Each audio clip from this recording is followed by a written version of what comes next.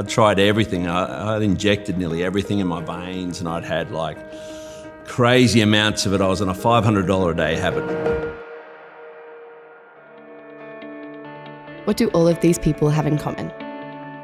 They've overcome drug addiction and fought for freedom. A case study in 2019 shows that drug addiction is on the rise, and worst part is, harder drugs like cocaine have doubled in use. So I'm Mike Barrett. I'm the CEO and founder of Transformations. Transformations really was birthed out of my heart.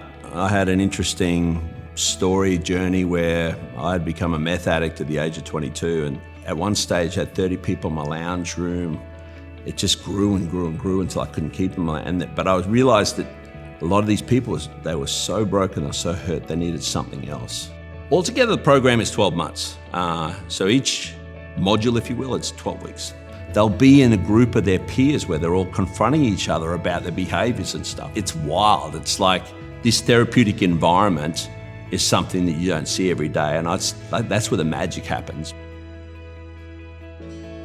One passion that is weaved throughout Transformations is the aim to educate communities about drug addiction, more importantly, through the addict's point of view. I guess one real passion for me is to educate people that these are normal people, that from the penthouse to the outhouse, addiction has no discrimination. I heard an addict once came to me and said, I feel like addicts are like modern day lepers. It stopped me, a tear rolled down my cheek as I thought, it's true how people would cross the road to get away. Because of the subsequent behaviours that go with addiction, people don't choose to be a drug addict or an alcoholic. No one in their right mind would choose that.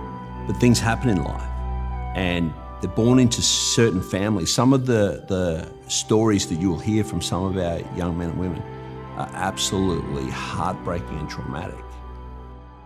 People walk through our doors daily with all sorts of problems like mental illness, addictions.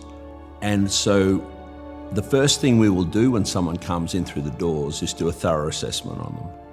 Then we will do an admission assessment on them, and where they will come in, they will have the first 2 weeks rent, they'll do a drug test, they have the bag search and everything, and then they come into a loving environment.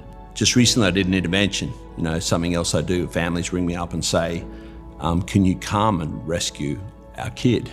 And I went up and flew up north and did this intervention and brought this girl back on the plane, and she was wild. But it was beautiful to watch her come into that environment and be embraced by all the other girls and be shown love and dignity, and watch her begin to transform and that flower to begin to open up, and that's what I do it for.